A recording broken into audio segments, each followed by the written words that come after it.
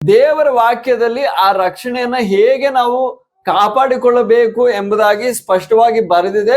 ಇದ್ರ ವಿಷಯವಾಗಿ ದೇವರ ಸೇವಕರು ಕೂಡ ಬೋಧಿಸಿ ನಿಮ್ಗೆ ಹೇಳ್ತಾ ಇರ್ತಾರೆ. అందుకే ఇక్కడ వాక్యం చెప్తుంది, భయముతో వణుకుతో సొంత రక్షణ కొనసాగించాలంట.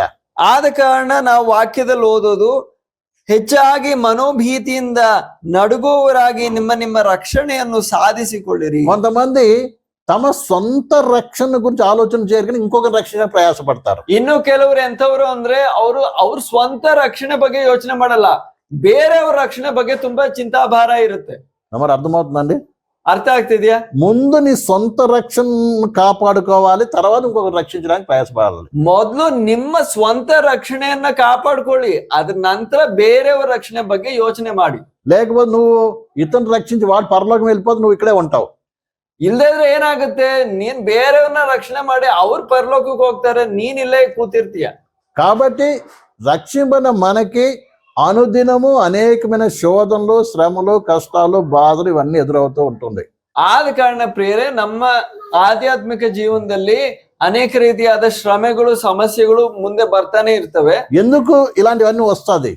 ಯಾಕೆ ಈ ವಿಷಯಗಳೆಲ್ಲ ನಮ್ಮ ಮುಂದೆ ಬರ್ತಾ ಇರ್ತವೆ? నువ్వు ప్రభువైన యేసును అంగీకరించడం వలన చీకట్ల నుంచి వెలుగులోకి వచ్చేసావు.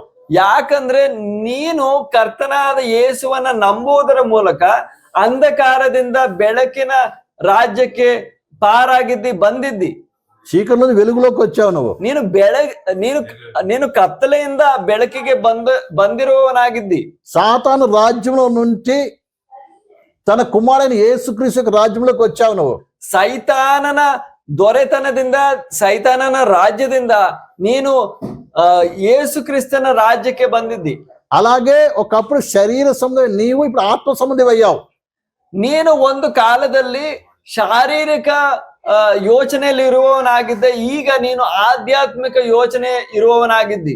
ఒకప్పుడు ఈ లోకంలో ఎలా బ్రతకని ఆలోచించావు, ఇప్పుడు పరలోకముకి ఎలా వెళ్ళాలి అనేటువంటి ఆలోచన కలిగిన వాడిగా ఉన్నావు.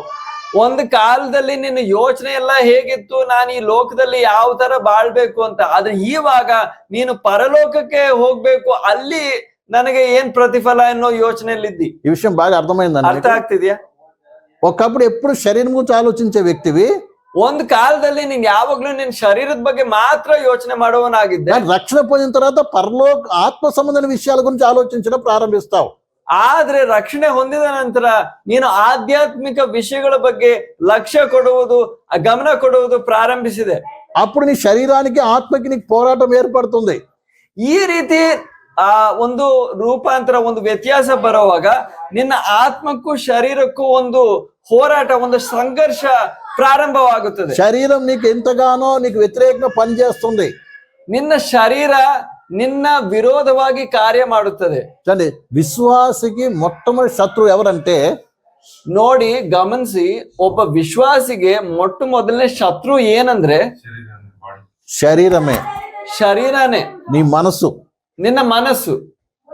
ప్రార్థన చేయాలనుకుంటావు, చేయొద్దంట శరీరం. ಪ್ರಾರ್ಥನೆ ಮಾಡ್ಬೇಕು ಅಂತ ನೀನ್ ಅನ್ಕೊಳ್ತೀಯ, ಶರೀರ ಸಹಕರಿಸಲ್ಲ, ಮಾಡ್ಬೇಡ ಅಂತ ಒಂದು ಶರೀರ ಸಹಕರಿಸಲ್ಲ. ఉదయం లేచి ప్రార్థన చేయాలనుకుంటావు, ಅಂದ್ರೆ ಬೆಳಿಗ್ಗೆ ಎದ್ದು ಚೆನ್ನಾಗಿ ಪ್ರಾರ್ಥನೆ ಮಾಡ್ಕೋಬೇಕು ಅಂತ ಒಂದು ಬಯಕೆ ಇರುತ್ತೆ. శరీరం ఏమంటది? ಆದ್ರೆ ಶರೀರ ಏನ್ ಹೇಳ, పొద్దు నుంచి పని చేసి వచ్చావు, ఏం చేస్తావు, ప్రార్థన పడుకో అని చెప్తాది. ಹಿಂದಿನ ದಿನ ಎಲ್ಲ ಚೆನ್ನಾಗಿ ದುಡ್ದಿದ್ಯಾ, ಕೆಲಸ ಮಾಡಿದ್ಯಾ, ನೀನ್ ನಿದ್ದೆ ಮಾಡು, ಸ್ವಲ್ಪ ರೆಸ್ಟ್ ತಗೋ. ఇలా రకరకాలుగా శోధిస్తా సాతాను. ಆ ರೀತಿಯಾಗಿ ಸೈತಾನು ಕೂಡ ಇದರ ಜೊತೆ ಬಂದು ಇನ್ನೂ ಹೆಚ್ಚು ಶೋಧನೆಗಳು ಕೊಡ್ತಾನೆ. ఏదో మనలో ఉన్నటువంటి కోరికలను ఏం చేస్తా, రేపేది అది నేను నేర్చుకున్నాను చూడ, చూపించి మన కోరికలు రేపుతుంది. ಅಂದ್ರೆ ಸೈತಾನ್ ಏನ್ ಮಾಡ್ತಾನೆ, ನಮ್ಮಲ್ಲಿರುವ ಕೋರಿಕೆಗಳು, ಆಸೆಗಳನ್ನ ಪ್ರೇರೇಪಿಸಿ ಎಬ್ಬಿಸಿ ಇದ್ ಮಾಡ್ತಾನೆ. కానీ మొట్టమొదటి శత్రువు విశ్వాసికి మన శరీరమే. ವಿಶ್ವಾಸಿಗಳಿಗೆ ಮೊದಲನೇ ಶತ್ರು ಅನ್ನೋದು ಅವರ ಶರೀರನೇ. అర్థమవుతుందండి? ಅರ್ಥ ಆಗ್ತಿದ್ಯಾ? రెండో